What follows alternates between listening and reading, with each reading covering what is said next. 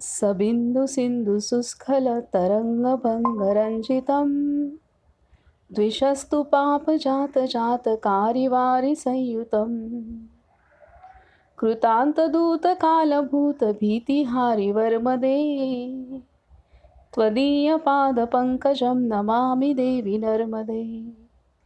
नमामि देवि नर्मदे, नमामि मातु नर्मदे, त्वदीयपादपङ्कजं नमामि देवि नर्मदे।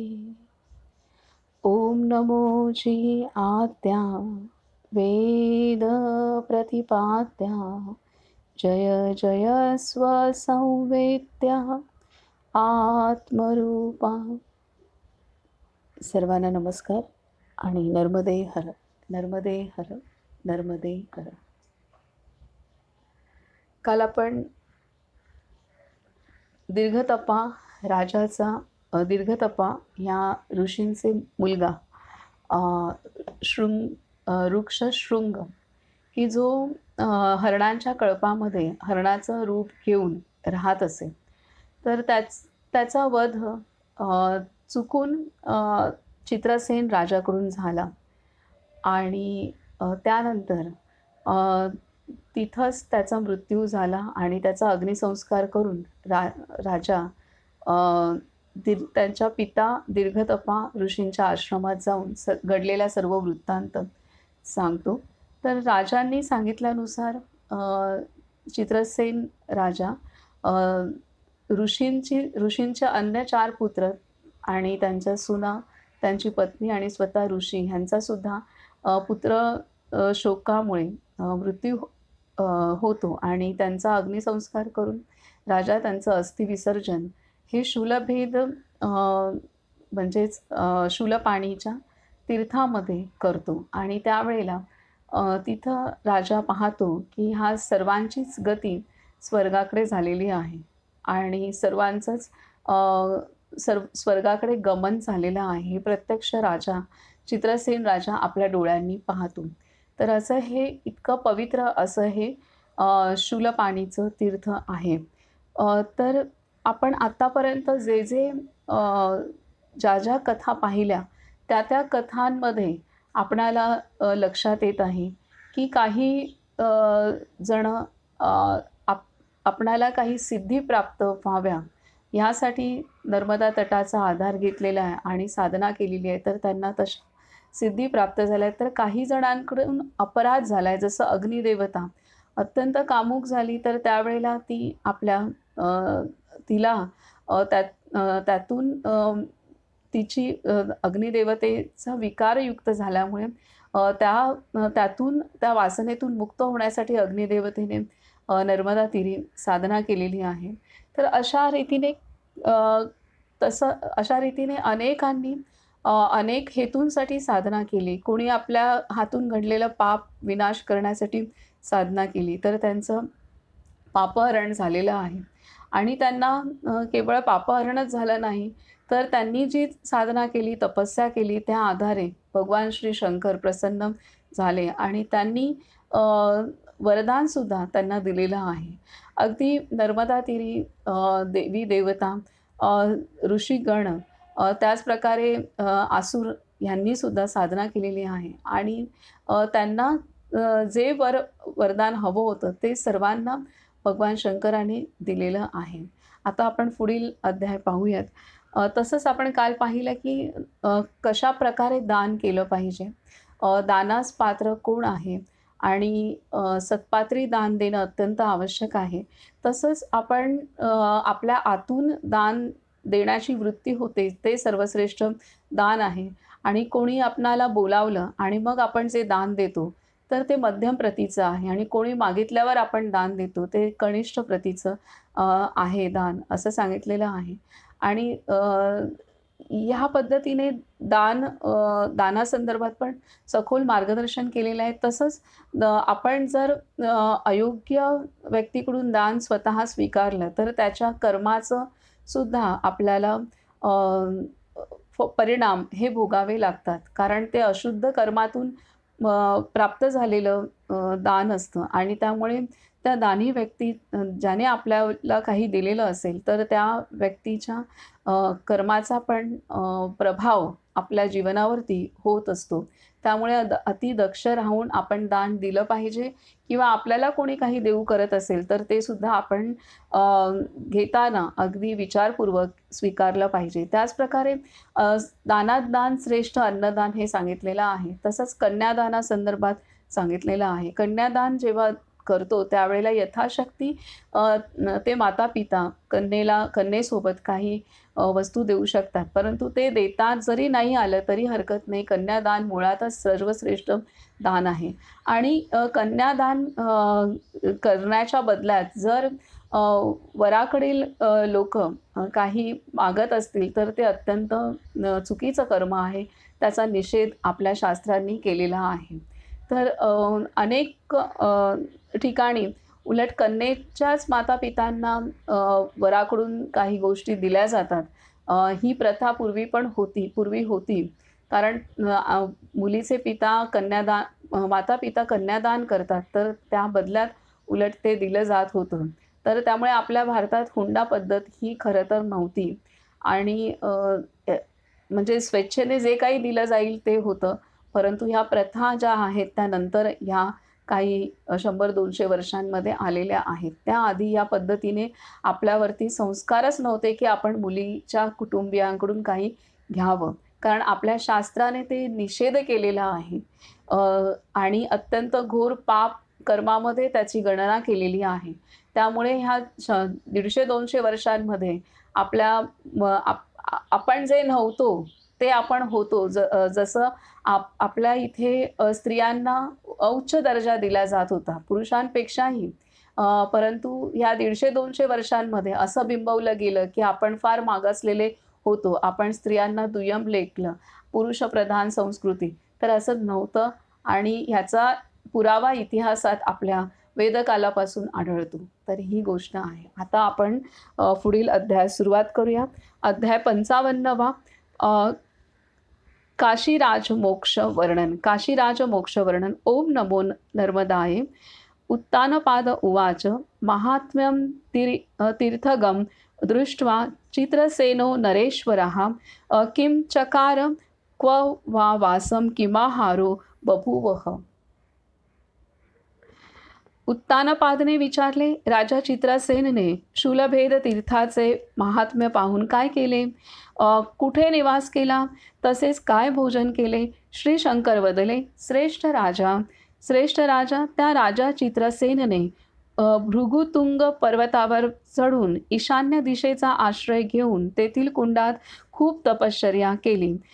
श्री ब्रह्मदेव, श्री विष्णू, श्री महेश्वर आदी सर्व देवांचे हृदय ध्यान करून त्यांनी जेव्हा स्वतःला वरून खाली फेकले तेव्हा श्री रुद्राने चंद्रसेन राजांना हाताने पकडून समजावून सांगितले.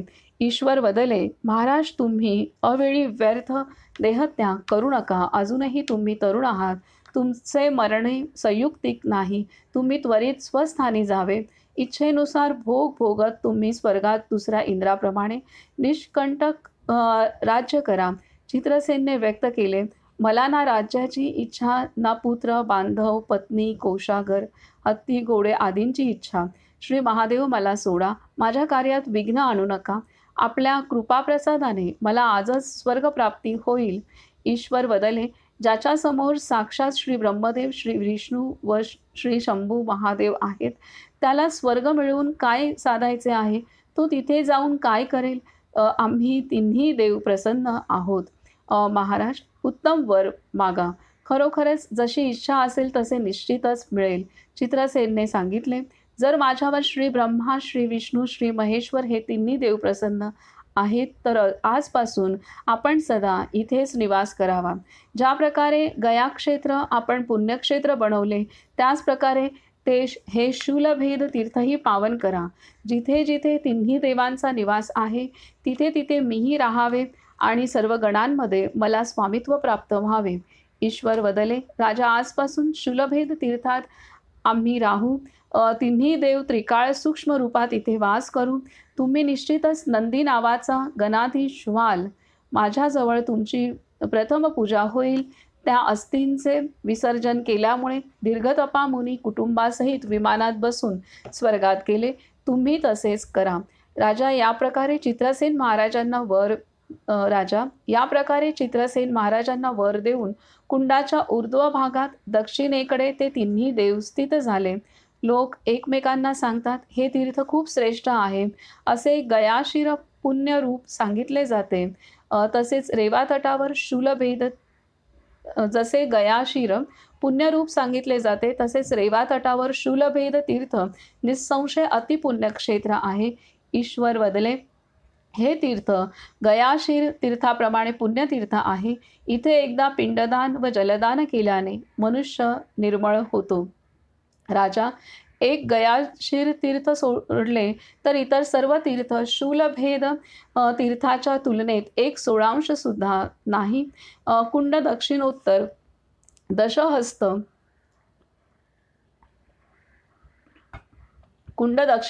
दशहस्त परिमित आहे. तसेच पूर्व पश्चिम 21 हस्त आहे. पिंडदान आदी कर्मात या प्रमाणाचे ते तीर्थ आहे. अधर्मपरायण इथे दान देऊ शकत नाही. श्री विष्णू पितारूप, श्री ब्रह्मदेव पितामह रूप व श्री रुद्रदेव प्रपितामह रूपात असे 3 पुरुष इथे स्थित आहेत. हे राजा, आमचे पुत्र पौत्र आदी केव्हा हे तीर्थ पाहतील? एकच मिनिट.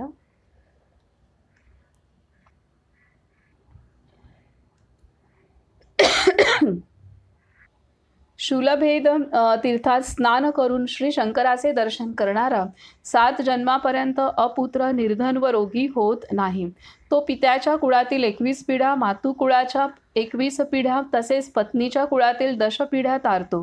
राजा, शूलभेद वनात भाज्या, मुळे व फळे सुद्धा असल्यास त्याचे एका जरी ब्राह्मणाला भोजन दिले तर करोड ब्राह्मणांचे भोजन संपन्न होते. जो पंचस्थानी श्राद्ध करतो तो प्रेतभूतरूपी सर्व कुळांना तारतो.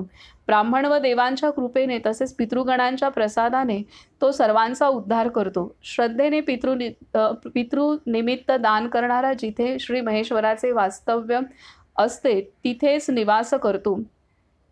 आत्महत्या करणारा, गोब्राह्मणाची हत्या करणारा, दात असलेले सिंह, व्याघ्र आदी जीवांद्वारा जलात बुडून अथवा वीज पडून एखाद्याला मृत्यू आलेला, तसेच ज्यांचा अग्निसंस्कार अशौच व उदकदान न देता होतो अशा पितरांच्या निमित्ताने जो त्या तीर्थात भक्तिपूर्वक श्राद्ध करतो त्याला निःसंशय 1 युगापर्यंत मोक्ष मिळतो. हे राजा, अज्ञानाने वा बालभावाने पाप झाल्यास केवळ स्नानानेच ते संपूर्ण पाप नष्ट होते. ज्या प्रकारे धोब्याने धुतलेले वस्त्र शुद्ध होते त्या प्रकारे पापी त्या तीर्थात स्नान करून निर्मळ होतो. जो या तीर्थात विधीपूर्वक संन्यास ग्रहण करतो तो श्री महादेवाचे नित्य ध्यान करत परमपद प्राप्त करतो. तो इच्छेनुसार शिवलोकात विहार करून शुभ कुळात जन्म घेऊन वेदांगत तत्वाचा ज्ञाता होतो. तो रूपवान, भाग्यशाली, सर्व व्याधीवर्जित, धर्माचरणयुक्त राजा वा राजपुत्र होतो. राजा, तुला मी या तीर्थफलाबद्दल कथन केले, जे ऐकल्यावर मानव सर्व पापातून मुक्त होतो. जो हे आख्यान ब्राह्मण आदींना समोर ठेवून पठन करतो आणि श्राद्ध अथवा देवमंदिरात अमावस्या पौर्णिमेला पठन करतो त्याच्यावर देवगण व पितृगणांसह मानवही प्रसन्न होतो. याचे पठन करणाऱ्याचे सर्व पाप नष्ट होते. जो या तीर्थाचे महात्म्य लिहून ब्राह्मणाला देतो त्याला पूर्वजन्माचे स्मरण होऊन इष्टफलप्राप्ती होते आणि तो उदंड काल रुद्रलोकात निवास करतो. हा श्री स्कंद पुराणातील रेवाखंडाच्या पूर्व भागातील काशीराज मोक्षवर्णन नावाचा 55वा अध्याय पूर्ण झाला. आता चंद्रसेन राजा हे सर्व पाहतो आणि त्याला ह्या तीर्थाचं पावित्र्य समजतं, शूलभेद तीर्थाचं. त्यामुळे तो तिथे जे कुंड निर्माण झालेलं आहे त्या कुंडामध्ये स्नान करून तिथंच तपस्या करतो आणि त्या तपस्येला भगवान श्री शंकर प्रसन्न होऊन त्याला वर देत आहेत आणि नंदी रूपात माझ्याजवळ सदैव सहवास राहील असं ते त्यांना वरदान सुद्धा देत आहेत आणि स्वर्गलोकात पाठवत आहेत. तर अशा पद्धतीने हा ह्या तीर्थाचं महात्म्य इथे अनन्यसाधारण असं दिलेलं आहे. पुढील अध्याय आहे अध्याय 56. गंगावतरण व्याध वाक्योपदेश कथनपूर्वक दानादी फलवर्णन. गंगावतरण व्याध वाक्योपदेश कथनपूर्वक दानादी फलवर्णन. ओम नमो नर्मदाय. उत्तानपाद उवाच अन्यश्च श्रोतुमिच्छामि केन गंगावतारिता. रुद्रशीर्षे स्थिता देवी पुण्या कथमिहा गता. उत्तानपादने सांगितले, मी अजूनही काही ऐकू इच्छितो. गंगावतरण कोणाद्वारे झाले? रुद्रशीर्षात स्थित पुण्यशालिनी गंगादेवी इथे कशी आली? जर आपण माझ्यावर प्रसन्न आहात तर पुण्य देवशिलाचेही महात्म्य सांगावे. भगवान श्री शंकर वदले, ज्या प्रकारे देवांद्वारा सर्व हितार्थ परमश्रेष्ठ गंगावतरण झाले ते सर्व तू एकाग्र चित्ताने ऐक. राजा, दक्षिण दिशेला विंध्य पर्वत आहे. एकदा सर्व देव त्या पर्वत शिखरावर उपस्थित झाले. तिथे जगन्नाथ देवादिदेव जगद्गुरू श्री शिवशंभू महादेवाची पूजा करून श्री ब्रह्मदेव आदी देवांनी श्री गंगाला आवाहन केले आणि प्रार्थना केली, हे भगवान, जटांमध्ये स्थित गंगा आपण पृथ्वीवर सोडा. तेव्हा श्री रुद्रदेवाने प्रकाशमान भगवती गंगेला शिरावरून पृथ्वीवर सोडले. त्या स्थानी महापुण्यदायिनी गंगा देवांद्वारा स्वतः उत्पन्न झाली. त्यामुळे पृथ्वीवर मानवाच्या कल्याणार्थ ती देवनदी झाली. जे तिच्या तटावर निवास करतात, भक्तिभावाने स्नान करतात, नित्य तिचे जलपान करतात, ते यमलोकात जात नाही. जिथे ती शूलभेद कुंडात उतरली आहे त्या देवनदीच्या पश्चिमेला पूर्वाभिमुख सरस्वती नदी आहे. दक्षिण दिशेला अतिश्रेष्ठ शूलभेद तीर्थ आहे. तिथे स्वतः भगवानद्वारा रचित पुण्यदायिनी देवशिला आहे. जो तिथे स्नान करून भक्तिपूर्वक पितृदेवतांना तर्पण करतो त्याचे पितृगण प्रलयापर्यंत तृप्त राहतात.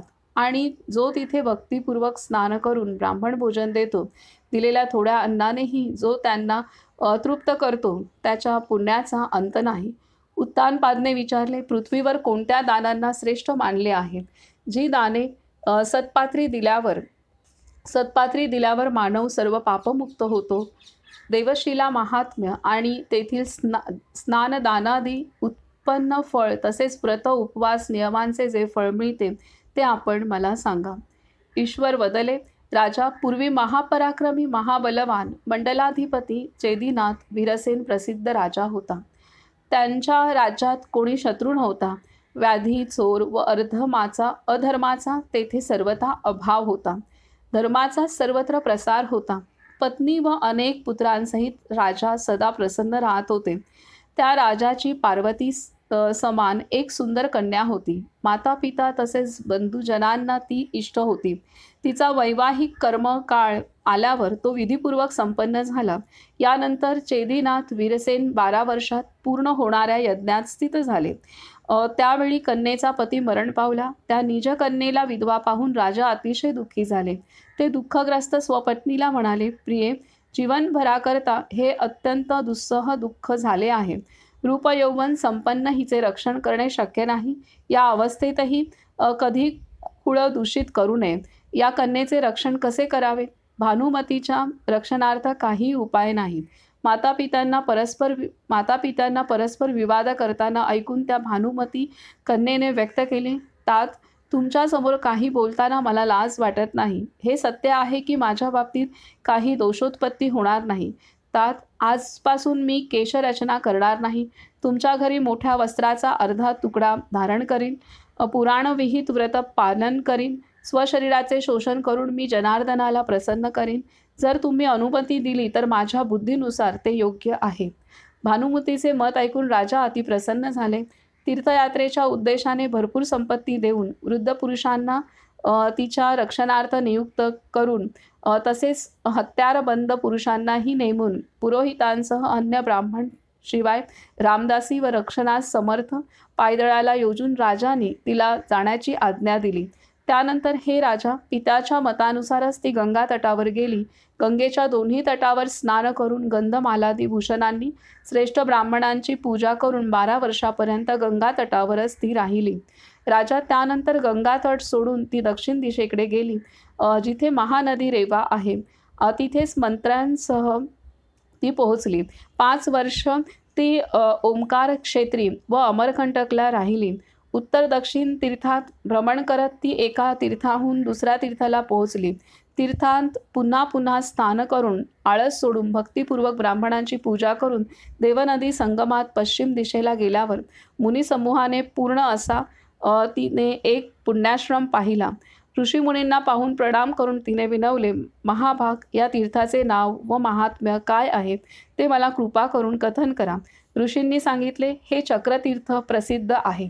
पूर्वी प्रसन्न होऊन शूलधारी श्री महेश्वराने श्री विष्णूला चक्र दिले होते. जो या तीर्थात स्नान करून पितृदेवतांचे तर्पण करतो त्याचे निस्संदेह संसारात पुन्हा आगमन होत नाही. हे तपस्विनी दुसऱ्या दिवशी शूलभेद तीर्थास जावे. तिथे जाऊन पूर्वोक्त विधीनुसार विधीपूर्वक स्नान करणे उचित आहे. असे केल्याने मानव 3 जन्माच्या पापातून मुक्त होतो. केवळ तिळयुक्त 3 ओंजळ जलाने पितृगणांना तर्पण केल्यास ते 12 वर्ष तृप्त राहतात. अधर्मपूर्वक व्याज घेणारे आणि वेदादी ज्ञानरहित व नित्य ब्राह्मण कर्म न करणाऱ्या ब्राह्मणांद्वारा श्राद्ध करत नाहीत. धर्मनिष्ठ ब्राह्मणांच्या सान्निध्यात श्राद्ध केल्यास पितृगणांना दिलेले दान अक्षय होते. 3ऱ्या दिवशी शुभ देवशिलाला जावे. आधी देवांद्वारा उत्पन्न केली गेलेली पुण्यदायिनी गंगा तिथे दिसते. तिथेही स्नान करून तिळमिश्रित जल द्यायला पाहिजे. तिथे 1 वेळा पिंडदान केल्याने मानव ब्रह्महत्येतून मुक्त होतो. दोन्ही पक्षातील एकादशीला उपवास करून रात्री जागरण करावे. पुराणातील कथा ऐकाव्या. पुष्पधूप आदींनी भगवान श्री विष्णूंची पूजा करावी. प्रातःकाली ब्राह्मण भोजन द्यावे आणि यथाशक्ती दान करावे. 4थ्या दिवशी पुन्हा जिथे पूर्वाभिमुख सरस्वती आहे तिथे जावे. ही सरस्वती मानवाला पवित्र करण्यासाठी ब्रह्मदेहातून निघाली आहे. त्यात भक्तीने स्नान करून पितृदेवतांचे तर्पण करावे.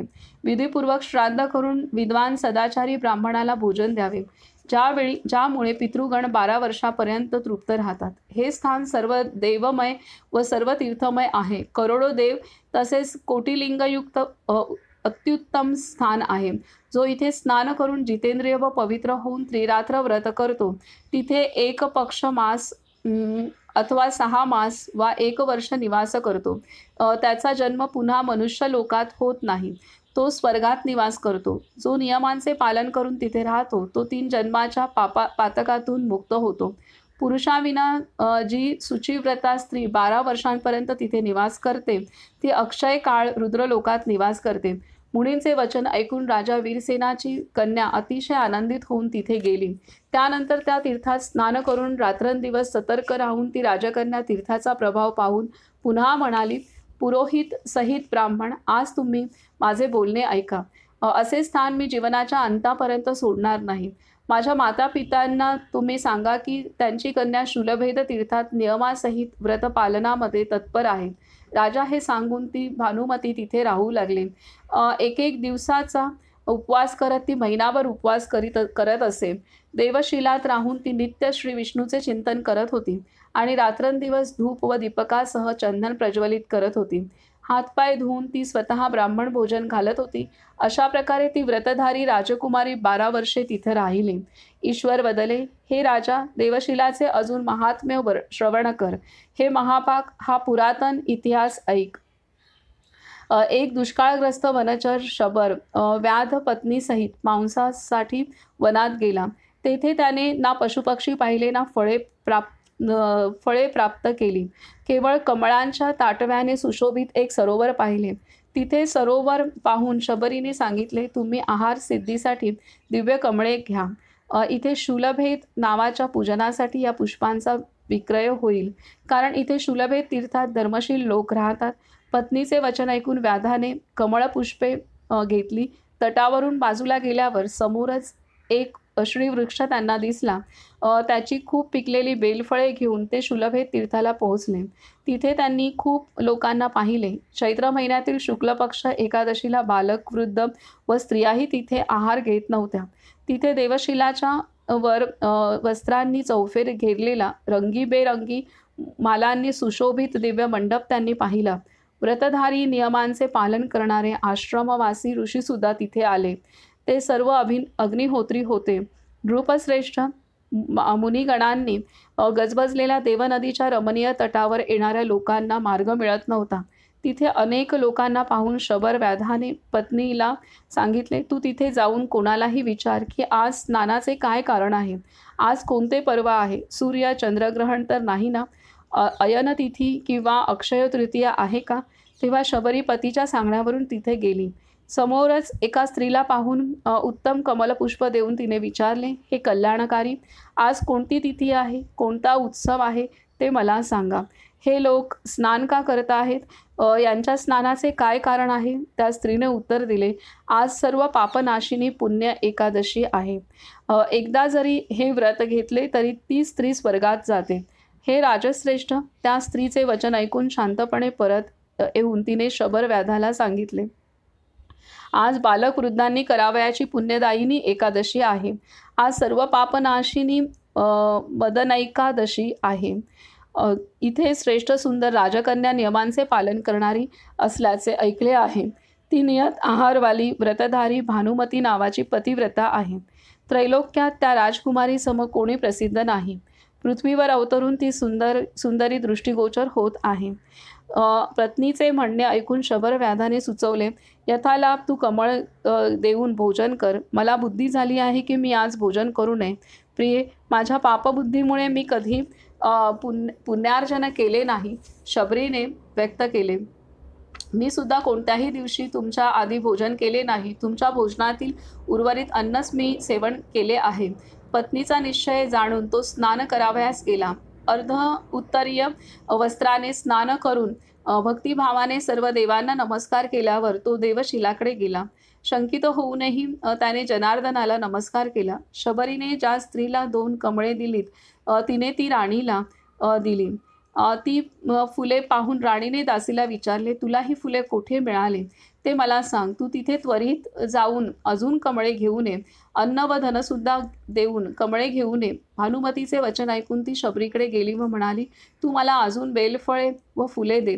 शबरीने आश्वासन दिले, मी तुला खूप फुलांसहित बेलफळे देईन, पण त्या बदल्यात मला काही लाभ नको, मला काही इच्छा नाही, हे राणीला जाऊन सांग. त्या दासीने त्वरित जाऊन सर्व वृत्तांत राणीला निवेदन केला. शबरीचे म्हणणे तिने विस्तारपूर्वक सांगितले. दासीचे बोलणे ऐकून राणी स्वतः तिथे गेली. अतिप्रेमाने राणीने शबरीला म्हटले, तू मूल्य देऊन मला कमळे दे. शबरीने व्यक्त केले, मी फळाफुलांचे काही मूल्य इच्छित नाही. माझ्याकडून आपण वाटेल तितकी फळे व फुले घ्या. विधीपूर्वक भगवान श्री विष्णूची पूजा करा.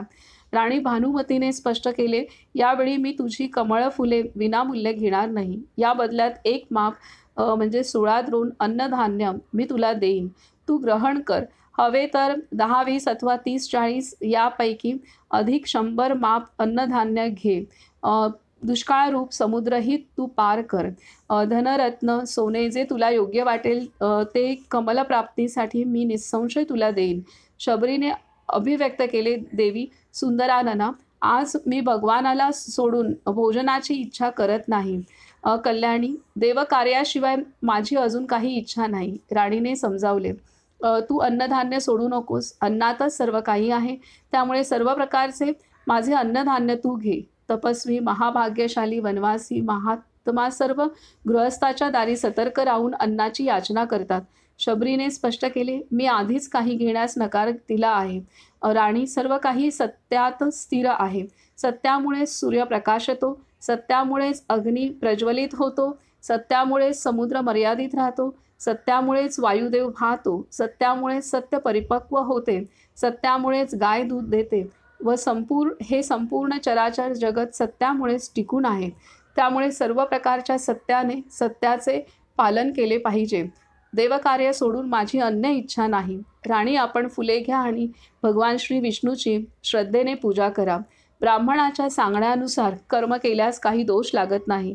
कुश, भाजी, दूध, गंध, अक्षत, दही, शय्या, आसन, भाजलेले धान्य व जलादी प्राप्त वस्तूंचा तिरस्कार करू नये.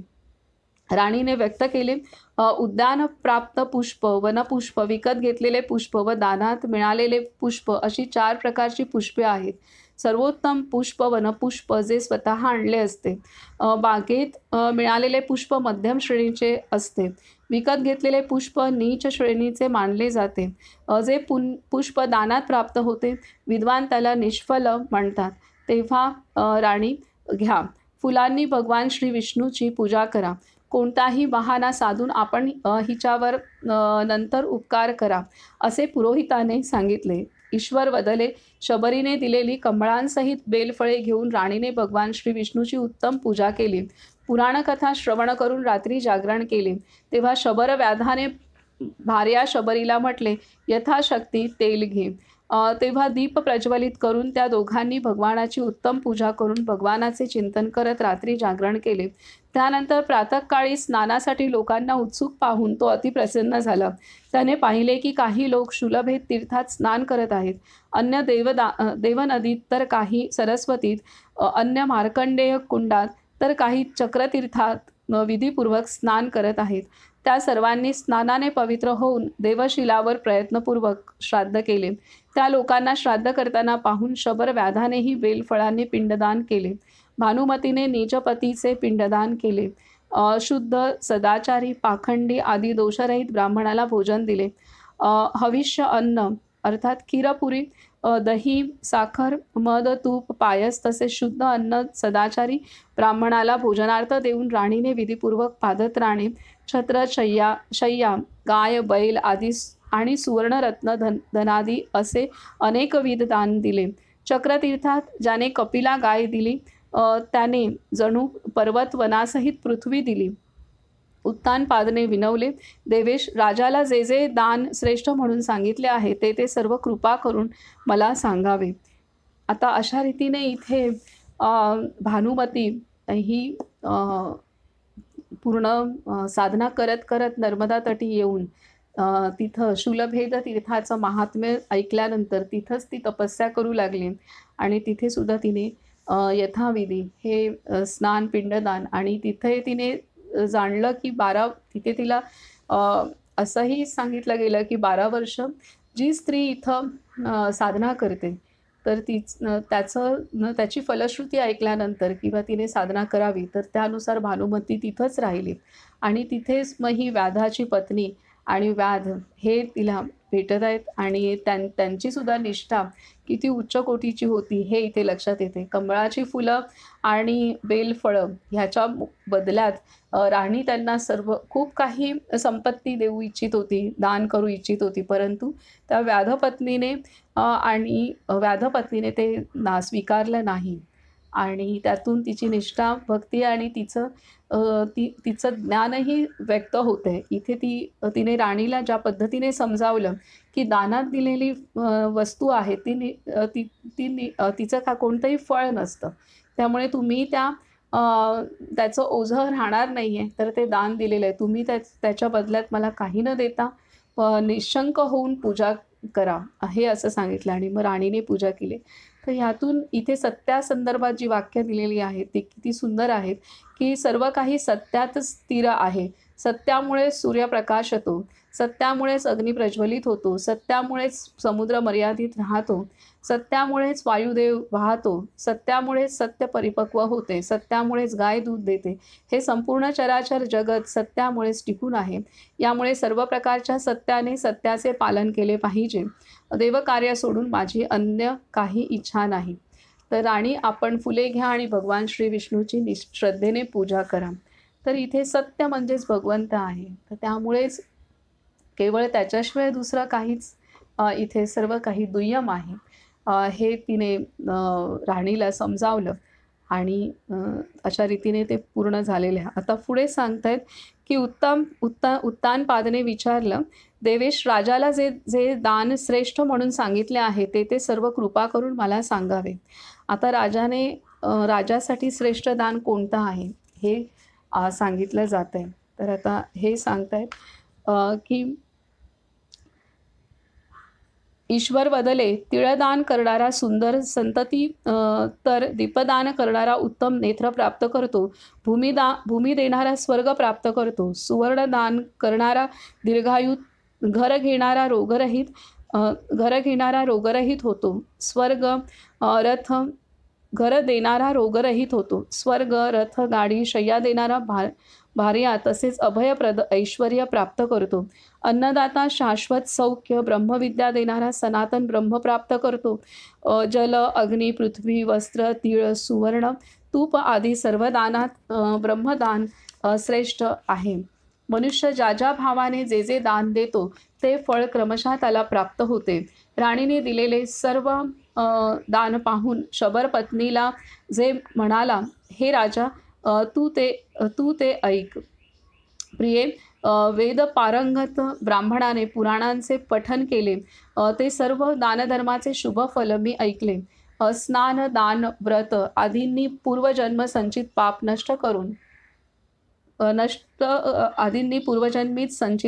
नष्ट करून दुःखमुक्त होणारे शरीर सोडून मानव उत्तम गती प्राप्त करतो. कल्याणशीले, मी संसार भयग्रस्त झालो आहे. मी तुला सत्य सांगतो, मी अनेक वेळा अनेक पाप केले, अनेक जीवांची हत्या केली, सदा पर्वत जाळले आहेत. त्या पापाने मी जळत आहे. माझे दारिद्र्य हटत नाही. मी पापीने पूर्वी तीर्थस्नानही केले नाही. प्रिये, यामुळे मी खूप दुःखी आहे. मला सदा दारिद्र्य प्राप्त झाले. यास्तव तू आईच्या घरी जाऊन राहा. आता हे व्याध जो आहे, तर तो आपल्या पत्नीला म्हणत आहे, शबर पत्नीला म्हणत आहे, तर की मी हे सर्व पापकर्म केलेलं आहे, तर तू आईच्या घरी जा, असं तो सांगतोय शबरीने. आणि तू आईच्या घरी जाऊन राहा. माझ्यावरील स्नेहभाव सोडून दे. पर्वत शिखरावर जाऊन मी आता शरीर त्याग करू इच्छितो. शबरीने व्यक्त केले, मला मातापित्यांशी काही कर्तव्य नाही आणि स्वजन बांधवांशी काही प्रयोजन नाही. प्राणनाथ, जी गती तुमची होईल तीच गती मला इष्ट आहे. स्त्रियांचा असा काही धर्मही नाही. पतीच्या शिवाय तिचे जीवनही नाही. धर्मशास्त्रानुसार स्त्री शरीरात अनेक प्रकारचे दोष ऐकिवात आहेत. भोजेंद्र, शबर, तुम्ही पारणे करा, ज्यामुळे तुमचे व्रत नष्ट होणार नाही. जी तुमची इच्छा आहे ती श्री विष्णूंच्या उद्देशाने करा. पत्नीचे वचन ऐकून तो शबर तेव्हा अतिप्रसन्न झाला. बेलफळ घेऊन त्वरित होम करून सर्व देवांना प्रणाम करून त्याने पत्नीसह भोजन केले. चैत्र महिन्याचा विषुवत काळ जाणून तो तिथे अजून 3 दिवस राहिला. हा श्री स्कंद पुराणातील रेवाखंडाच्या पूर्व भागातील गंगावतरण व्याध वाक्योपदेश कथनपूर्वक दानादी फलवर्णन नावाचा 56वा अध्याय पूर्ण झाला. तर आता इथं पुन्हा एकदा ह्या अध्यायामध्ये शूलभेद तीर्थाचं महात्म्य आणि त्याचं वर्णन केलेलं आहे. तर इथे शूलपाणीविषयी खूप सारे अध्याय आहेत. ह्यातनंच शूलभेद तीर्थाचं महात्म्य आपल्या लक्षात येतं आहे. आणि तिथे मार्कंडेय कुंड आहे. त्यानंतर सरस्वती नदीचं पण तिथं आहे तिथे ती पण आहे. गंगाचं अवतरण पण तिथं आहे. आणि नर्मदा मैया असं त्रिवेणी संगम तिन्ही नद्यांचं तिथे संगम ह्या उपस्थिती आहे. आणि नर्मदा नदी तर प्रत्यक्षात तिथून वाहतच आहे, पण ह्या दोन्ही नद्यासुद्धा तिथे अवतरित झालेल्या आहेत. कारण ब्रह्मा, विष्णू आणि श्री शंकर या तिघांची उपस्थिती तिथे कायम आहे, असं हे तीर्थ आहे. कारण श्री शंकरांनी स्वतः तिथं शिवलिंग स्थापन केलेलं आहे. त्यामुळे तिन्ही देवतांची तिथं उपस्थिती आहे. आणि तिन्ही देवतांना संबंधित तिन्ही नद्या तिथं उपस्थित आहे. श्री विष्णूशी संबंधित आहे जी सरस्वती नदी, ब्रह्मदेवाशी गंगा नदी आणि श्री शंकराशी नर्मदा नदी प्रत्यक्ष तिथून वाहते. तर ह्या पद्धतीने हे तीर्थ अत्यंत पावन आहे हे. आणि ह्या ठिकाणी केलेलं पिंडदान हे त्याचं महात्म्य आणि इथे आपल्या लक्षात आलेलं आहे. तर अशा रीतीने 3 दिवस तिथं उपासना करणं आणि 3 दिवस तिथे वास्तव्य करावं असं ह्या पुराणामध्ये, नर्मदा पुराणमध्ये सांगितलेलं आहे. आता पुढील अध्याय आहे अध्याय 57वा व्याध स्वर्ग गमन वर्णन. व्याध स्वर्गगमन वर्णन. ओम नमो नर्मदाये. ईश्वर उवाच. भानुमती द्विजान भोज्य बुभुजे भुक्त शेषतः भुक्ता सुसुखमास्थाय तदन्नं परिणाम्य च. ईश्वर बदले. भानुमतीने ब्राह्मणांना भोजन करून उर्वरित अन्न स्वतः सेवन केले. भोजन करून सुखपूर्वक बसून अन्नाचा परिपाक करत कामदेवाची तिथी त्रयोदशीच्या दिवशी मार्केंडेय कुंडात स्नान केले. सर्वांच्या अंतःकरणात सुप्तावस्थेत असणाऱ्या श्री विष्णूची पूजा केली. उपवास नियमाचे पालन करून शुद्ध जल व पंचामृताने तसेच सुगंधित द्रव्याने न्हाऊ घालून धूपदीप अर्पण करून रंगीबेरंगी फुलांनी तसेच सुशोभित नैवेद्याने भगवान श्री शंकराची पूजा केली. रात्री जागरण करून पौराणिक कथा ऐकत नृत्य गीत स्तोत्रांनी भगवान श्री शंकराचे ध्यान केले. भगवान सम्मुख विधीपूर्वक नैवेद्य दाखवला. चातुर्वर्ण्य तसेच परिवारातील सर्वांना भोजन करवले.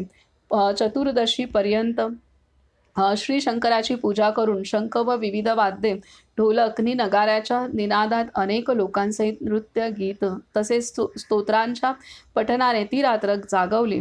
प्रातःकाळी खीर मध तुपादीसहित ब्राह्मणांना भोजन दिले. ब्राह्मणांच्या योग्यतेनुसार त्यांना यथाशक्ती दान देऊन सुगंधित फुलांनी इच्छेनुरूप त्यांची पूजा करून तसेच रंगीबेरंगी वस्त्र अर्पण करून देवांचे पूजन केले.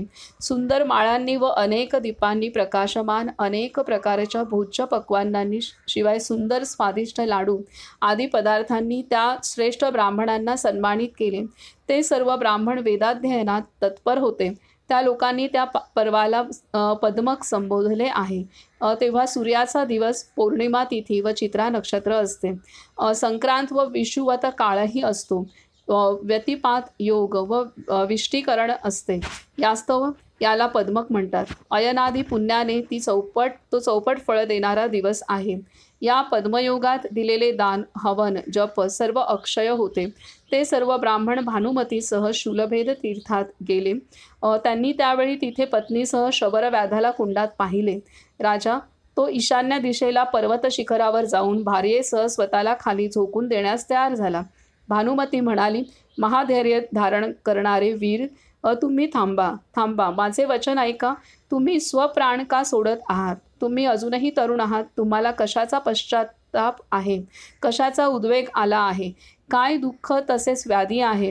तुम्ही आजही लहान मुलासारखे आहात. यामागे काय कारण आहे? शबराने सांगितले, यामागे काही कारण नाही, काही दुःखही नाही. मी संसार भयाने ग्रासलो आहे. आता माझी बुद्धी अन्य विषयात प्रवृत्त होत नाही. महाभाग्याने कष्टाने मनुष्य जन्म मिळतो. हे सुंदरी, हा जन्म लाभूनही जो धर्माचरण करत नाही तो स्वतःच्या दोषानेच घोर नरकात जातो. म्हणून या पापनाशक तीर्थात मी स्वतःला खाली झोपून देऊ इच्छितो. राणीने समजावले, अजूनही धैर्य संपादनाचा काळ आहे. खोटे कर्म करणारा मनुष्यसुद्धा निश्चितच प्रतवदानाने शुद्ध होतो. मी तुला अन्न वस्त्र व खूप द्रव्य देईन. भगवान श्री शंकराचे ध्यान करत तू नित्य धर्माचरण कर. शबराने सांगितले, मी धनधान्य व वस्त्राची इच्छा करत नाही. राजकुमारी, जो ज्याचे अन्न खातो तो त्याचे पाप खातो. राणीने स्पष्ट केले. केवळ कंदमुळे व फळांचा आहार सेवन केल्याशिवाय भ्रमण करत नियमानुसार उत्तम भिक्षा मागून सुतीर्थात स्नान करून मनुष्य सर्व पापातून मुक्त होतो. नंतर पापरहित होऊन शुद्ध होतो. तसे कर्म केल्यास तूही पवित्र होऊन निश्चितच उत्तम गती प्राप्त करशील. शबरव्याध म्हणाला, प्राणापेक्षाही श्रेष्ठ अन्नाचा मी आज त्याग केला आहे. सत्याचा लोप होऊ नये. हे देवी, माझ्या बुद्धीने मी आज निश्चित केले आहे. आपण माझ्यावर कृपा करा. सर्व लोकांसह आपण मला क्षमा करा. असे म्हणून अर्ध्या उत्तरीय वस्त्राने स्वतःला बांधून तो तयार झाला.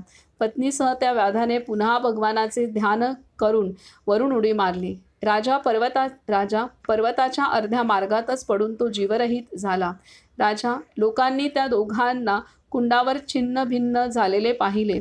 काही वेळानंतर शबराने पत्नीसह दिव्य विमानात चढून अतिउत्तम गती प्राप्त केली.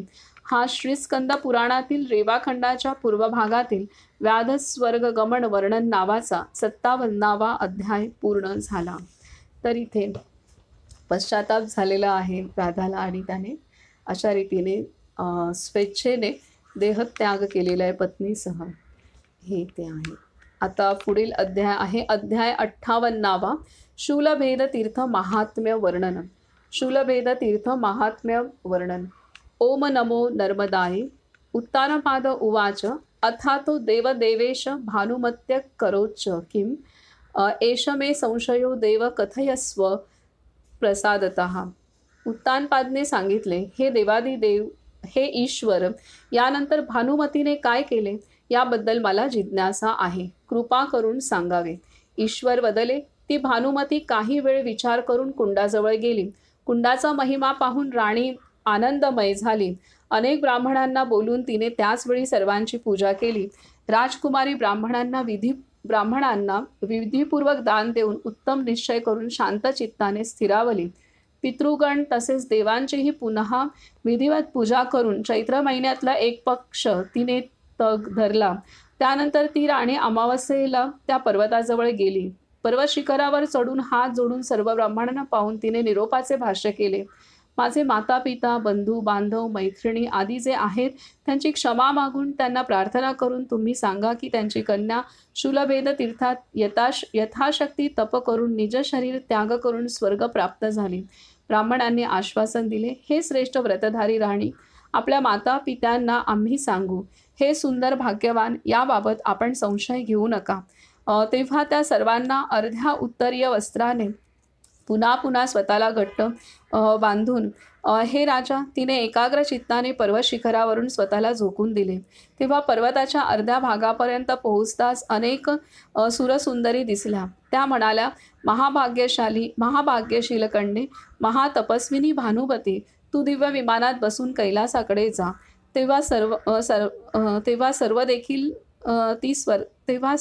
सर्वांदेखत ती स्वर्गात गेली. श्री मार्कंडेय वदले, या प्रकारे तुम्हाला मी शूलभेद तीर्थाचे विस्तारपूर्वक वर्णन केले, जे मी ऋषी व देवांच्या संयोगात श्री शंकराकडून ऐकले. जो हे चरित्र तीर्थात वा देवळात वाचतो तो शतजन्माच्या महापापातून मुक्त होतो.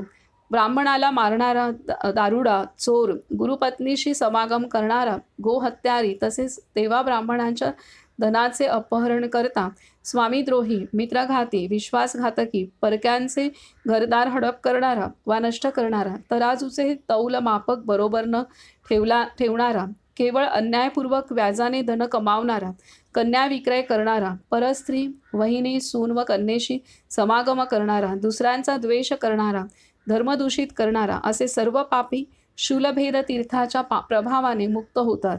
राजा, जो हे चरित्र श्राद्ध कर्मात भोजन करताना ब्राह्मणाला ऐकवतो त्याचे पितृगण सर्वार्थाने पूर्णतया प्रसन्न होऊन मार्गी लागतात. जो जितेंद्रिय होऊन भक्तिपूर्वक पठन होत असलेले शूलभेद तीर्थाचे महात्म्य श्रवण करतो तो सर्व पापातून मुक्त होऊन सर्व कल्याणमय प्राप्त करतो. हे श्रेष्ठ पावन आख्यान पठन श्रवण करणाऱ्याचे यश आयु वर्धित करणारे आहे. अशा प्रकारे श्री नर्मदाच्या दक्षिण तटावर स्थित शूलभेद तीर्थाचा मोठमोठ्या पापकंदाचे छेदन करणाऱ्या कुदळीप्रमाणे पुण्य महिमा मी कथन केला. पापी पुरुषच तो महिमा श्रवण करत नाहीत. हा श्रीस्कंद पुराणातील रेवाखंडाच्या पूर्व भागातील शूलभेद तीर्थ महात्म्य वर्णन नावाचा 58वा अध्याय पूर्ण झाला. तर अशा रीतीने राणी भानुमतीने सुद्धा जसं व्याधाने त्या तीर्थावरून आपला देहत्याग केला तसा भानुमतीनेही देहत्याग करून तिला सुद्धा स्वर्गप्राप्ती झालेली आहे असा. आणि या तीर्थाचा प्रभाव एवढा दिलेला आहे की किती भयंकर भयंकर पापांची यादी दिलेली आहे की त्या असे जरी पाप घडले असतील, हातून असे जरी विकर्म घडले असतील, तरी सुद्धा शूलभेद या तीर्थाच्या ठिकाणी जर शरण गेलो आणि विधीपूर्वक तिथं भगवंताची आराधना केली, तिथे असलेल्या कुंडात स्नान केलं तर ते त्यातून मुक्तता होते. आता हे सर्व तीर्थ जे आहे ते धरणामुळे जलमय झालेलं आहे. आता त्याऐवजी दुसरीकडे त्यांनी बांधलेलं आहे. तर हे महत्त्वाचं तीर्थ जलमय झालेलं आहे. तरीसुद्धा ऊर्जा ही असतेच, त्याबद्दल काही वादच नाही. परंतु या सगळ्या इतके सारे अध्याय शूलभेद तीर्थासाठी दिलेत, त्यामुळे शूलपाणी हे किती महत्त्वाचं स्थान आहे नर्मदा तीरी हे आपल्या लक्षात येत आहे. पुढे आहे अध्याय 59वा पुष्करिणीत आदित्यतीर्थ महात्म्य वर्णन. पुष्करिणीत आदित्यतीर्थ महात्म्य वर्णन. ओम नमो नर्मदायै. श्री मार्कंडेय उवाच. ततः पुष्करिणीं गच्छेत सर्व पाप प्रणाशिनीं श्रुते यस्याः प्रभावे तू सर्व पापैः प्रमुच्यते. मुनिश्रेष्ठ श्री मार्कंडेय वदले. त्यानंतर सर्व पापांना नष्ट करणाऱ्या पुष्करिणीला जावे, जिचा प्रभाव ऐकल्यावर मनुष्य सर्व पापातून मुक्त होतो. श्री नर्मदाच्या उत्तर तटावर एक परमपवित्र तीर्थ आहे, जिथे भगवान वेदमूर्ती श्री सूर्यनारायण सदा विराजमान आहेत. ज्या प्रकारे कुरुक्षेत्र सर्व इच्छा पूर्ण करणारे उत्तम तीर्थ आहे, त्याप्रमाणे हे तीर्थसुद्धा सर्व इच्छा वा फल देणारे पुण्यतीर्थ आहे. राजा, ज्या प्रकारे कुरुक्षेत्रात दानवृद्धी होते, त्याच प्रकारे पुष्करिणीत निसंशय दानवृद्धी होते. या तीर्थात सुवर्ण निर्मित एक जव दान दिल्यास ज्याप्रमाणे मानवाचे मस्तक उत्तम स्थान आहे, त्याप्रमाणे पुष्करिणीत त्या दानाचीही स्थिती उत्तम मानली जाते. जो सूर्यग्रहणात विधीपूर्वक दान देतो, हत्ती, घोडे, रथरत्ने, घर, गाई, गाडी घेऊन जाणारे बैल, सोने, चांदी आदी वस्तू 13 दिवसांपर्यंत ब्राह्मणाला दान करतो, त्याला 13 पट फल मिळते. राजा, जो तिळमिश्रित जलाने पितृदेवतांचे तर्पण करतो, त्याला त्या तीर्थात 12 वर्षात सिद्धी प्राप्त होते. जो तिथे खीर, मध व तुपाने श्राद्ध करतो, तो स्वर्ग प्राप्त करतो. तिथे पितृनिमित्त दान अक्षय होते. त्या तीर्थात अक्षत, बोर, इंगुदी, फळ व बेलाने तिळमिश्रित तर्पण केल्यास निसंशय अक्षय फल प्राप्त होते. तिथे स्नान करून जो दिवाकराची पूजा करतो, आदित्य हृदय जप करून पुन्हा श्री सूर्याचे पूजन करतो, तो देववंदित होऊन परमलोकात जातो. राजा, जो पुरुष ऋग्वेद, यजुर्वेद वा सामवेदाच्या एक रुचेचा जप करतो, तो निश्चितच संपूर्ण वेदाचे फल प्राप्त करतो.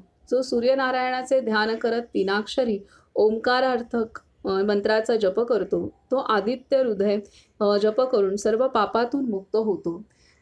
नृपश्रेष्ठ, जो तिथे विधीपूर्वक देहत्याग करतो, तो त्या उत्तम स्थानी जातो, जिथे भगवान सूर्य विराजमान आहेत.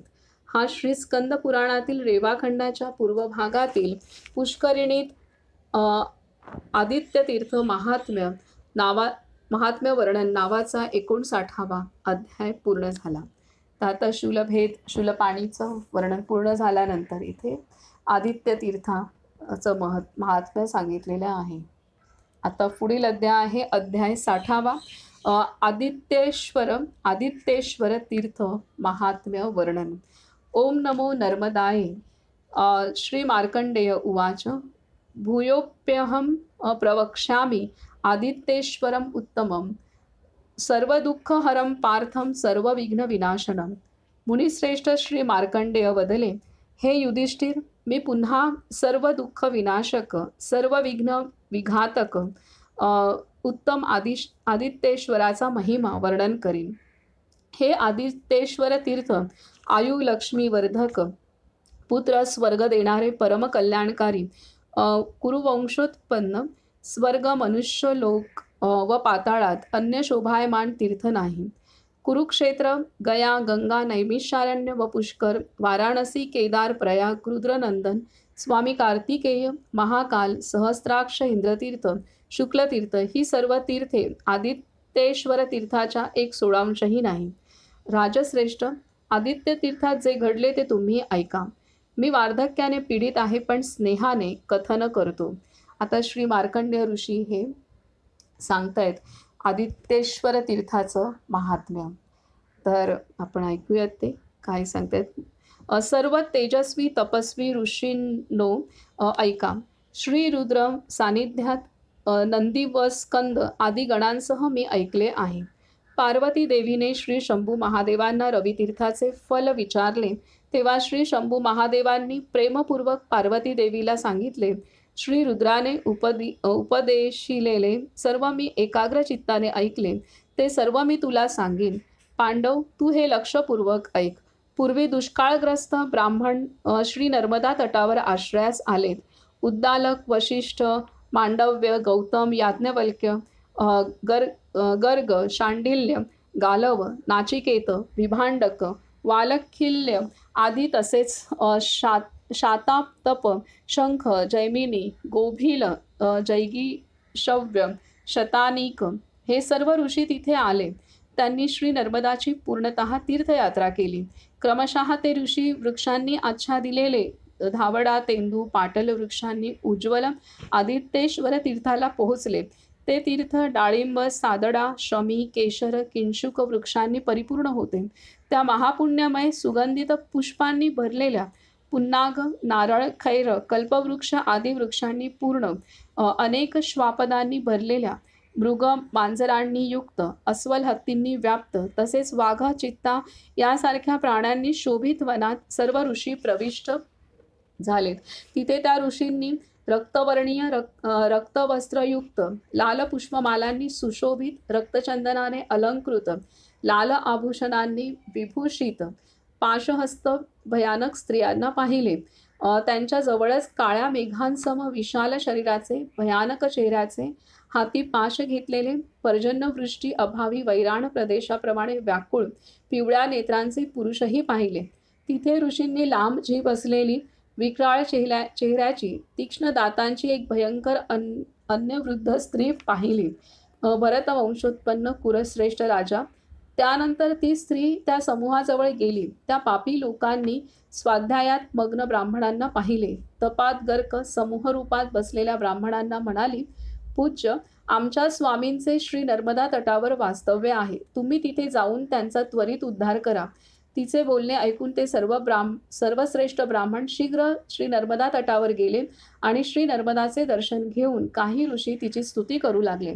देवी तुझा जय असो, तुला आमचा नमस्कार असो.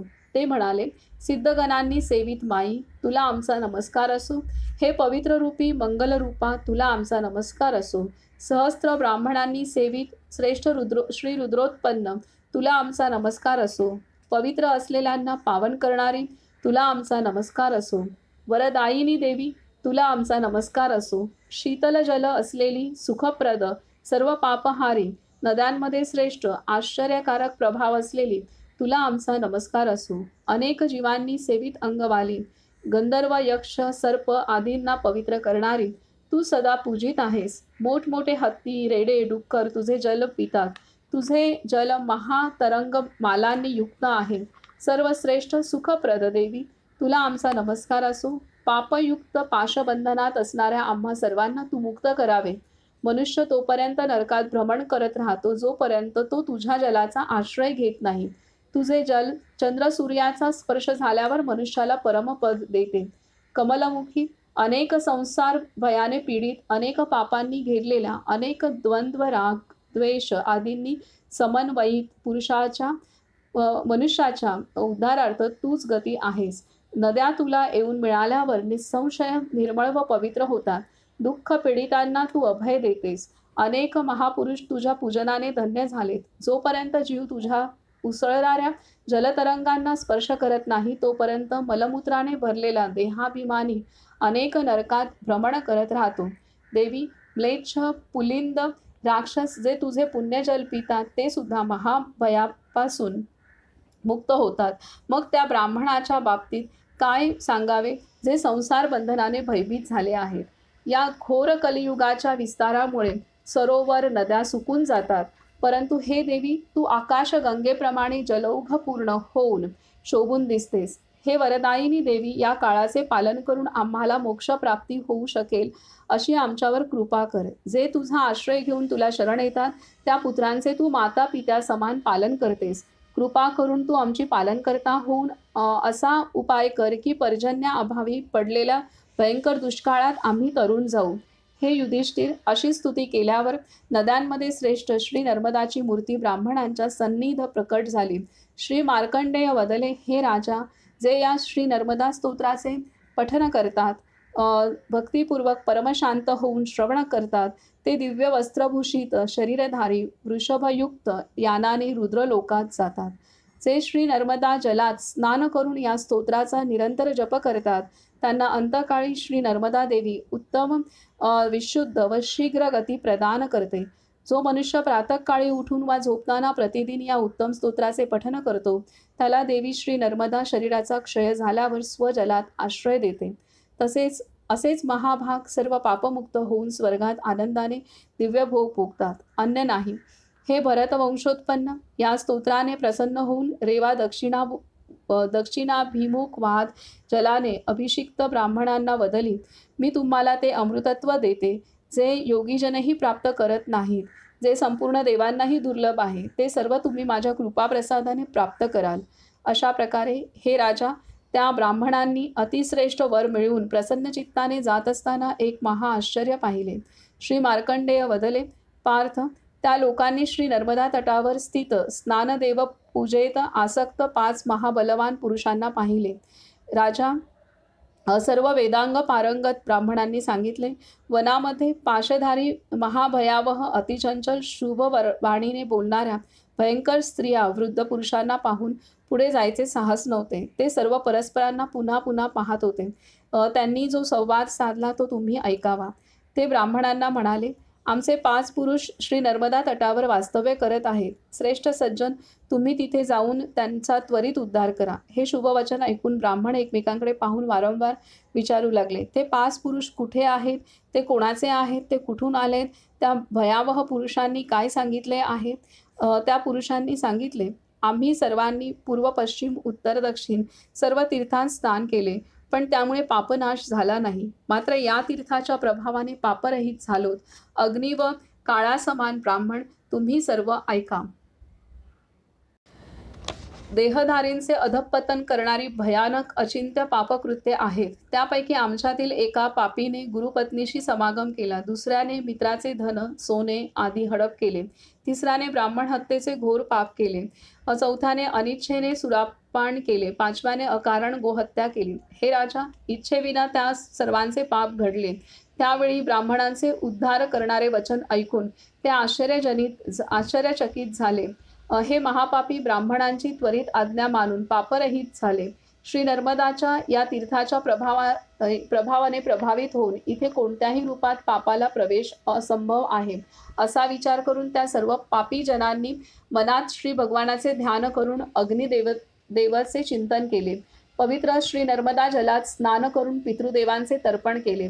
हे पांडव श्रेष्ठ राजा, सूर्य नारायणाला प्रणाम करून हृदयात भगवान श्री विष्णूचे ध्यान करून प्रज्वलित होत असलेल्या अग्निदेवाची भक्तिपूर्वक परिक्रमा करून पापांनी उद्विग्न होऊन सात्विक भाव स्वीकारून रजोगुण तसेच तमोगुणांचा त्याग करून श्री रेवाच्या उत्तर तटावर सर्व पाप अग्नीत नष्ट केले. हे युधिष्ठिर, तेव्हा त्या ब्राह्मणांनी त्या लोकांना विमानात बसलेले पाहिले. ऋषींनी श्री नर्मदा तटावर अतुलनीय आश्चर्य पाहिले. तेव्हापासून ते सर्व ब्राह्मण रागद्वेषरहित होऊन प्रसन्न मनाने मोक्षाच्या इच्छेने आदित्य तीर्थाचे सेवन करतात. राजा, तुम्ही या तीर्थाचे पुण्य माझ्याद्वारे ऐका. हे राजा, वृद्ध भावाने पीडित असूनही भक्तीने प्रसन्न होऊन मी 2 कोसाच्या मध्येच स्थित होऊन त्या तीर्थाचा उद्देश कथन करीन. ज्या प्रकारे कुरुक्षेत्र पुण्यदायी आहे त्या प्रकारे सूर्यतीर्थही असल्याचे मी ऐकले आहे. हे राजा, श्री शंकराने कार्तिकेय स्वामींना पूर्वीच सांगितले आहे, सर्वांनी ऐकले आहे. मी सुद्धा तिथे जवळच होतो. ईश्वर वदले, हे षडानन, सूर्यग्रहण असताना आदित्य तीर्थ अथवा कुरुक्षेत्रास जाणाऱ्यास एकसारखेच फल असते. स्नान, दान, जप व विशेषतः होम कार्याचे आदित्य तीर्थास व कुरुक्षेत्रास निस्संदेह समान पुण्य असते. ग्राम अथवा वनात सर्वत्र श्री नर्मदा पुण्यदायी आहे. रवी तीर्थात श्री रेवा विशेष प्रदायिनी आहे. षटी तिथीला रविवार व्यतिपात, वैधृती योग, संक्रांती, अमावस्या अथवा ग्रहणाच्या वेळी इंद्रियांना जिंकून या तीर्थाची यात्रा करावी. कामक्रोधरहित रागद्वेष मुक्त होऊन हे राजा, परमभक्तीने उपवास करून भगवान सन्निध रात्री जागरण करून देवासाठी दीप प्रज्वलित करावा. प्रेमपूर्वक श्री विष्णूची कथा ऐकावी. वेदाभ्यास करावा. ऋग्वेद, यजुर्वेद, सामवेद व अथर्ववेदाचा पाठ करावा. त्या तीर्थात जो एका रुचेचा जरी पाठ करतो तो वेदपाठाचे फल प्राप्त करतो. तेथे गायत्री जपद्वारा 4 वेदांच्या पाठाचे फल प्राप्त होते. प्रातःकाळी अन्नदान, सुवर्णदान आदींनी ब्राह्मणांची पूजा करावी. भूमिदान, वस्त्र, शक्तिपूर्वक अन्नदान, छत्री, पादत्राणे, शय्या, गृह आदींचे दान, बैल, हत्ती, कन्यादान, घोडा, गाडी, विद्यादान आदी विद्वान ब्राह्मणांना दिल्याने मानवास सर्वांकडून अभय प्राप्त होते, अर्थात शत्रूही मित्र होतात, तसेच विषही अमृत होते. सारे ग्रह अनुकूल होतात, भगवान सूर्य त्यावर प्रसन्न होतात. हे राजा, रवितीर्थाचे हे सर्व फळ मी तुम्हाला सांगितले. जे भक्तिपूर्वक रवितीर्थाचे शुभ फल श्रवण करतात ते सर्व पापातून मुक्त होऊन सूर्यलोकात निवास करतात. गोदानाने मनुष्याला जे पुण्य प्राप्त होते, भृगुदर्शनाने जे पुण्य मिळते, तेच केदार क्षेत्रात जल पिण्यास देऊन जे पुण्य प्राप्त होते, तेच पुण्य इथेही प्राप्त होते. 1 वर्ष पिंपळ वृक्षाची सेवा करत तिळपात्र दान करण्याचे फळ आदित्येश्वराच्या कीर्तनानेही मानव प्राप्त करतो. हे राजा, ज्याचा प्रभाव ऐकल्यावर जे फल मिळते ते सर्व मी तुम्हाला सांगेन. तुम्ही भक्तिमान आहात. जसे छिद्रयुक्त पात्रात ठेवलेले जल नष्ट होते, तसेच मानवाचे पाप नष्ट होते. तीर्थाजवळ पोहोचल्यावर मानव निसंशय कृतार्थ होतो. मरणोत्तर त्याला पुनर्जन्म मिळत नाही. हे पांडव, या परमगुप्त तीर्थाविषयी मी तुम्हाला सांगितले. महापापी, कृतघ्न तसेच स्वामी व मित्रांचा घात करणाऱ्यांपासून या तीर्थाचा महिमा गुप्त ठेवावयास हवा. हा श्रीस्कंद पुराणातील रेवाखंडाच्या पूर्व भागातील आदित्येश्वर तीर्थ महात्म्य नावाचा 60वा अध्याय पूर्ण झाला. तर अशा रीतीने हा आदित्येश्वर तीर्थाचा महिमा इथं सांगितलेला आहे. तर या तीर्थामध्ये नर्मदा तटाचा आधार घेतला जेव्हा दुष्काळग्रस्त परिस्थिती होती तेव्हा ब्राह्मणांनी. आणि ह्या तीर्थाच्या इथे जवळ आल्यानंतर इथं जी घटना घडली की जे ज्यांच्या 5 असे पुरुष होते की त्यांच्या हातून अत्यंत अघोर असं पाप घडलं होतं, चुकीची कर्म घडली होती, भयंकर अशी पातकं त्यांच्या हातून घडली होती आणि ते या तीर्थाच्या इथे तपस्या करत होते आणि त्यांची उत्तम गती झालेली ब्राह्मणांनी पाहिली आणि त्यामुळे त्यांनी ह्या तीर्थाच्या इथंच निवास केलेला आहे. असं हे आदित्येश्वर तीर्थ आहे. तर इथं महत्त्वाची गोष्ट आहे, कितीही पातकं झाली असतील तरी ती आपल्या हातून झाली आहेत ही जाण जेव्हा मनुष्याला होते आणि त्या वेळेला पश्चाताप होऊन तो जेव्हा भगवंता शरण जातो आणि साधन करतो त्यावेळेला तो सर्व पापातून मुक्त होतो आणि त्याची उत्तम गती प्राप्त होते. हे इथे नर्मदा पुराणमध्ये वारंवार आपणाला अशी उदाहरणं शिकायला मिळत आहेत. त्यामुळे आपण आपल्या प्रतिसुद्धा आपण कायम सकारात्मक असणं, म्हणजे कोणतंही एखादी चूक झाली असेल तरीसुद्धा त्याचा पश्चाताप वाटून आपण आपलं साधन रत असावं किंवा आपण भगवंताची आठवण करण्यात मग्न असावं.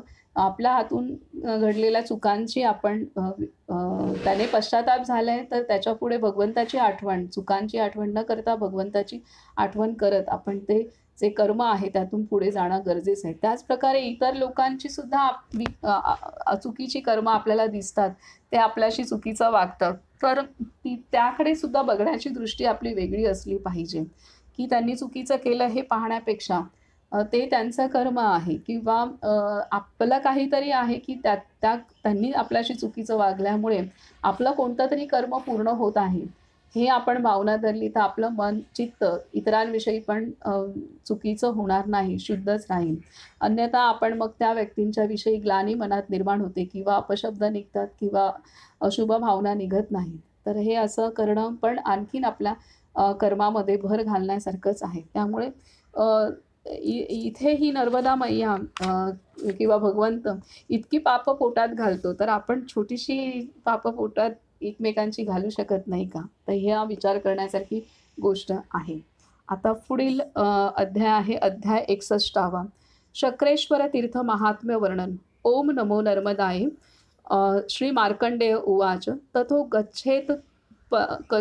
गच्छेत परम पुण्यम नर्मदा दक्षिणे तटे शक्रतीर्थ सुविख्यात मेषाघविनाशनम. मुनिश्रेष्ठ श्री मार्कंडेय वदले, यानंतर परमपावन श्री नर्मदाच्या दक्षिण तटावर सुविख्यात व पूर्ण पापनाशक शक्रतीर्थावर म्हणजेच इंद्रतीर्थावर जावे. पूर्वी श्री महेश्वराला संतुष्ट करण्यासाठी तेथेच इंद्रदेवाने परमभक्तीने महाउग्र तप केले. राजा तेव्हा श्री शंकराने संतुष्ट होऊन इंद्राला देवांचा स्वामी तसेच देवलोकाचे राज्य शिवाय दानवांच्या वधाचा सामर्थ्यरूपी वर दिला. श्री नर्मदा तीर्थाच्या प्रभावानेच इंद्राने वर प्राप्त केला होता. यामुळे पृथ्वीवर हे तीर्थ परमपुण्यरूप मानले गेले आहे. कार्तिक महिन्याच्या कृष्ण पक्ष त्रयोदशीला भक्तिपूर्वक उपवास करून व या तीर्थात स्नान तसेच निवास करून मनुष्य पापमुक्त होतो. हे पांडुपुत्र, दुःस्वप्नामुळे होणाऱ्या पापातून या तीर्थात मनुष्य मुक्त होतो. तसेच भक्तिपूर्वक शुक्र तीर्थाचे दर्शन घेणाऱ्याचे निस्संदेह पूर्वजन्माचे सुद्धा पातक नष्ट होते. परस्त्रीशी समागम करणे, अयोग्य धारण करणे, स्वामी व मित्रघात करून त्यांचा विनाश करणे, यामुळे होणारे सर्व पाप निस्संशय येथे नष्ट होते. तिथे श्रेष्ठ सदाचारी ब्राह्मणाला सवत्स गाय दान द्यावी किंवा सर्व सुलक्षणांनी संपन्न घोडा दान करावा. स्वर्गात निवास करणाऱ्याने अवश्य हे सर्व दान करावे. हे राजा, शक्रेश्वर तीर्थाचे महात्म्य मी तुम्हाला कथन केले. हा श्री स्कंद पुराणातील रेवाखंडाच्या पूर्व भागातील शक्रेश्वर तीर्थ महात्म्य वर्णन नावाचा 61वा अध्याय पूर्ण झाला. तर आता इथे हा 61वा अध्याय आहे की शक्रेश्वर तीर्थ जिथं इंद्राने तपस्या केलेली आहे आणि ते सुद्धा त्या तीर्थाचं पण महात्म्य अत्यंत मलिन अशी पापं जी आहेत घडली असतील तर त्यातून सुद्धा मुक्तता या तीर्थाच्या ठिकाणी सहवास केल्याने, तिथं साधना केल्याने होतो. हे इथे ही पापं अशी वर्णन केली आहेत की जी वाचताना पण आपल्याला नको वाटत आहेत. म्हणजे अशीही विशेष पापं आहेत की जी आपण अक्षम्य अशी पापं आहेत. तर अशा पापांतून पण मुक्तता तीर्थाच्या ठिकाणी केलेल्या साधनेतनं आपल्याला प्राप्त होऊ शकतं हे इथे स्पष्ट होत आहे. आता पुढील अध्याय आपण वाचू. 1-2 छोटे छोटे अध्याय आहेत, हे आपण 1-2 वाचूयात. अध्याय 62वा करोडीश्वर तीर्थ महात्म्य वर्णन. करोडीश्वर तीर्थ महात्म्य वर्णन. ओम नमो नर्मदाय. श्री मार्कंडेय उवाच. तथो गच्छेत् तु राजेंद्र करोडीश्वरम उत्तमम यत्र वै निहातास्तात दानवः सपदानुगाः. मुनिश्रेष्ठ श्री मार्कंडेय वदले, राजेंद्र, यानंतर श्रेष्ठ करोडीश्वर तीर्थाला जावे जिथे इंद्राद्वारा अनुचरांसह अनेक दानव मारले गेले. विजयाच्या इच्छेने निरंतर प्रसन्न इंद्रादी देवांनी त्या दानवांना आणि त्यांच्या पुत्रपौत्रांना पूर्व वैराचे स्मरण करून मारले. क्रोधित देवांनी युद्धात दानवांना मारून त्यांचे शिर बंधुभावाचे वारंवार स्मरण करत श्री नर्मदा जलात टाकले व तिथे स्नान करून सर्व देवांनी उमापती श्री महेश्वराची स्थापना केली. काय केलं की दानवांना मारलं आणि क्रोधित देवांनी युद्धात दानवांना मारून त्यांचे शिर, त्यांचं डोकं जे आहे दानवांचे डोकं बंधुभावाने वारंवार स्मरण करत श्री नर्मदा जलात टाकले व तिथे स्नान करून सर्व देवांनी उमापती श्री महेश्वराची स्थापना केली. इंद्रासह सर्व देवांनी लोकसिद्धीसाठी त्यांचे पूजन केले व पुन्हा प्रसन्न चित्ताने आकाश मार्गाने ते सर्व निघून गेले. करोड दानवांचा तिथे देवांनी वध केल्यामुळे ते तीर्थ पृथ्वीवर करोड नावाने विख्यात झाले. ते सर्व पाप विनाशक आहे. प्रत्येक महिन्याच्या दोन्ही पक्षातील अष्टमी व चतुर्थी या दोन्ही तिथींना भक्तिपूर्वक उपवास करून श्री शंकरासमोर जागरण करावे. उत्तम कथांच्या पठनासहित वेदाध्ययन करावे व प्रभातकाळी स्नान करून पुन्हा श्री शंकराचे पूजन करावे. पंचामृताने स्नान घालून चंदनाने लेपन करावे. श्रेष्ठ पत्र पुष्पांनी प्रयत्नपूर्वक पूजन करावे. दक्षिणाभिमुख बसून शिवमंत्राचा जप करावा व पुन्हा मंत्राचा जप करत शास्त्रोक्त विधीने दक्षिणेकडे तिलांजली प्रेतांसाठी नाभीप्रमाण जलात अर्पण करावी.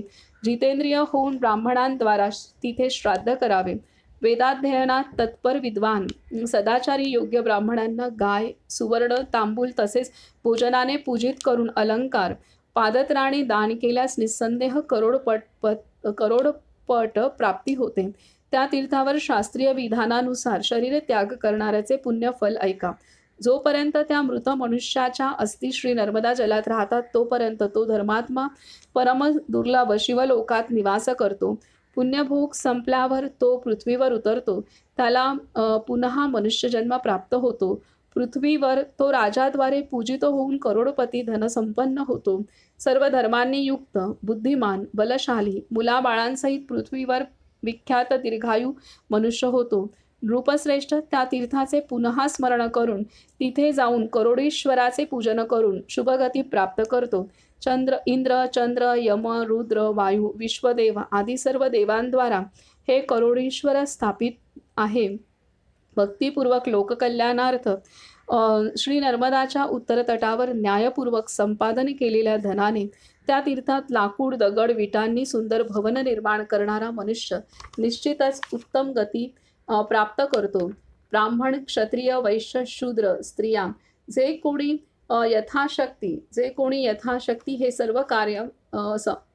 यथाशक्ती हे कार्य संपन्न करेल ते सर्व देवपूजित शिवलोकात जातात.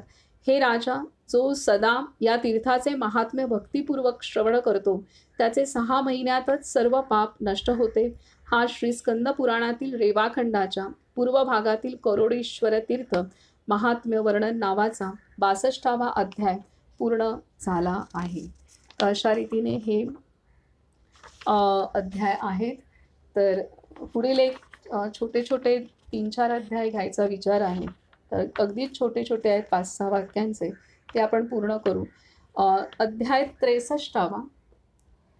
63वा ओम नमो नर्मदाय. अध्यायाचं नाव आहे कुमारेश्वर तीर्थ महात्म्य वर्णन. कुमारेश्वर तीर्थ महात्म्य वर्णन. ओम नमो नर्मदाय.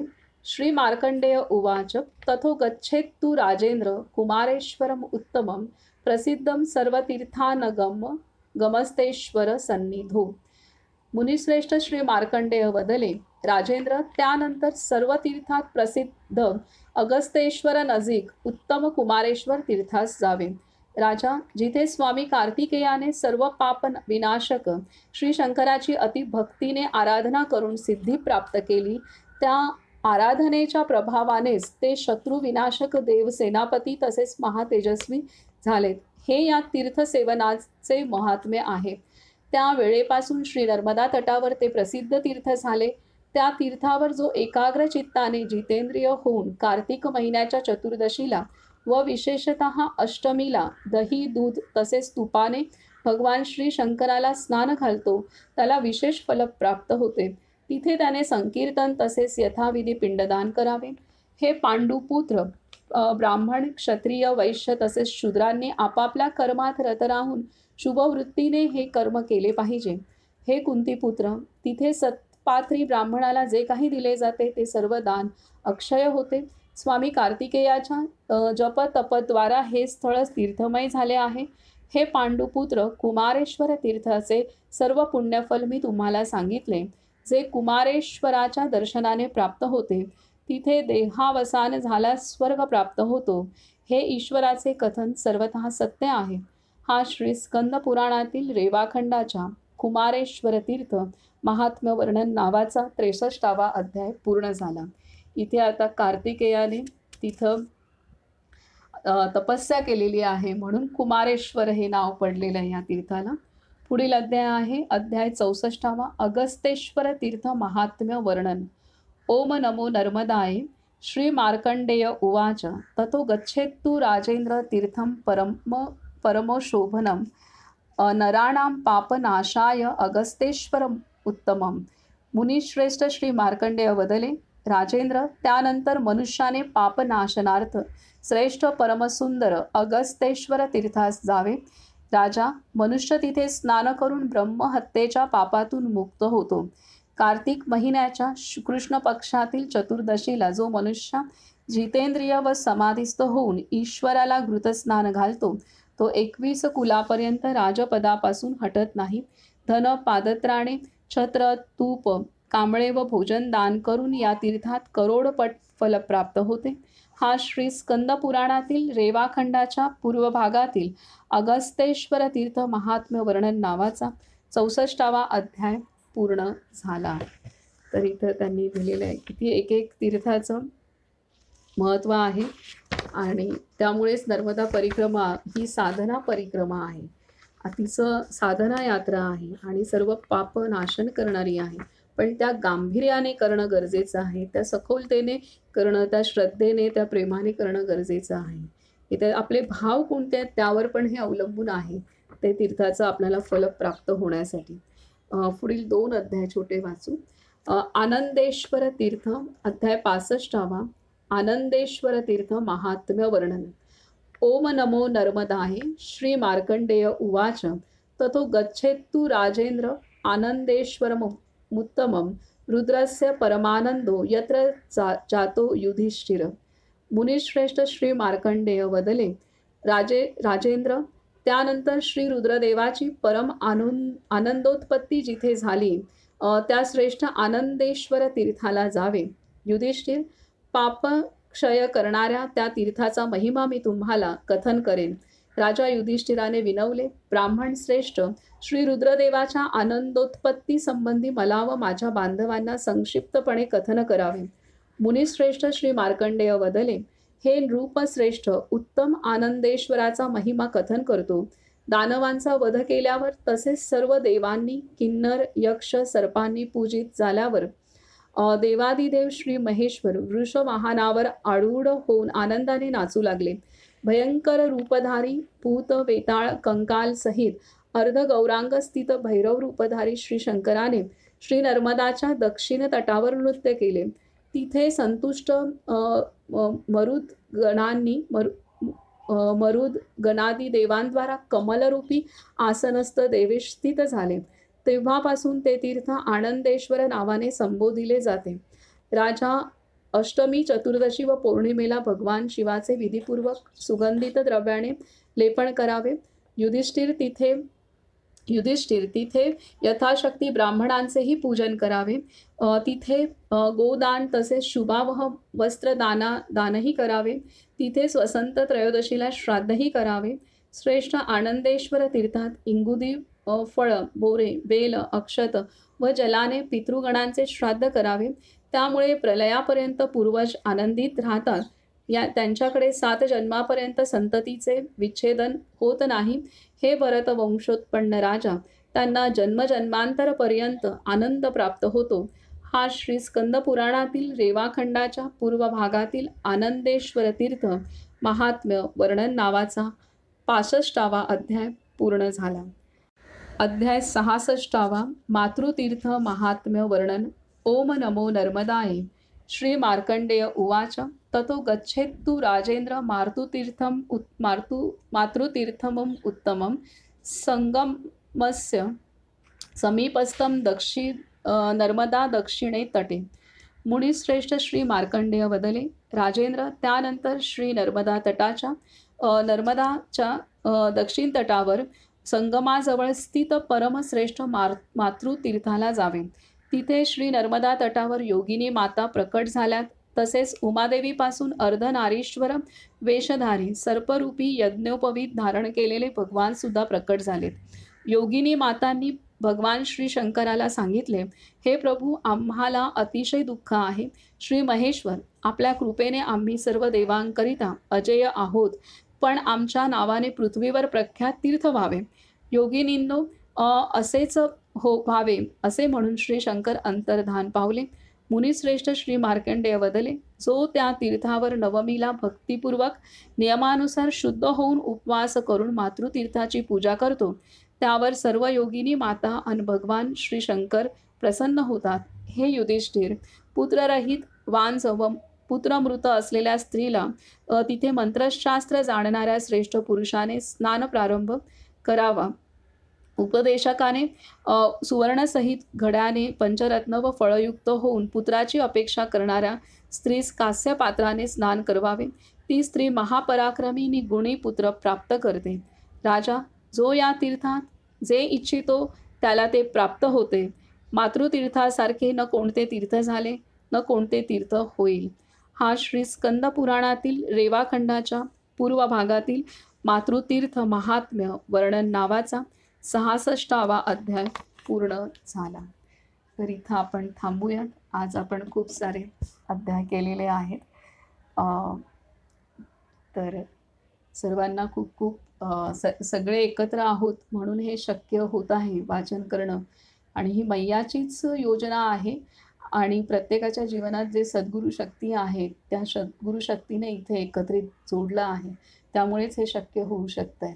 अन्यथा ते शक्य नाही आहे. एकट्याने वाचणं फार असं म्हणजे आपण होऊच होतं नाही असं नाही, पण तितकी ऊर्जा नसते त्यामध्ये आणि तितकं एकाग्रता पण नसते.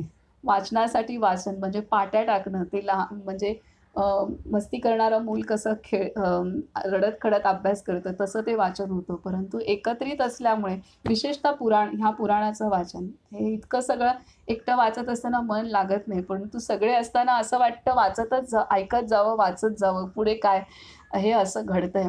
तर हेच आहे हीच भगवंताची लीला आहे, शक्ती आहे की त्याचं अस्तित्व आपणाला त्याच्या अस्तित्वामुळे आपण तेवढे चेतनायुक्त होऊन त्या काळात जातोय, ते अनुभवतोय म्हणा किंवा ऐकावंसं वाटतंय, वाचावंसं वाटतंय, समरस होतोय, एकाग्र होतोय. हेच कुठे ना कुठेतरी श्रवण करत असताना, वाचन करत असताना आपण त्या शक्तीशी एकरूप होण्याची प्रचिती आहे. तर इथं आपण थांबूया. नर्मदे हर, नर्मदे हर, नर्मदे हर.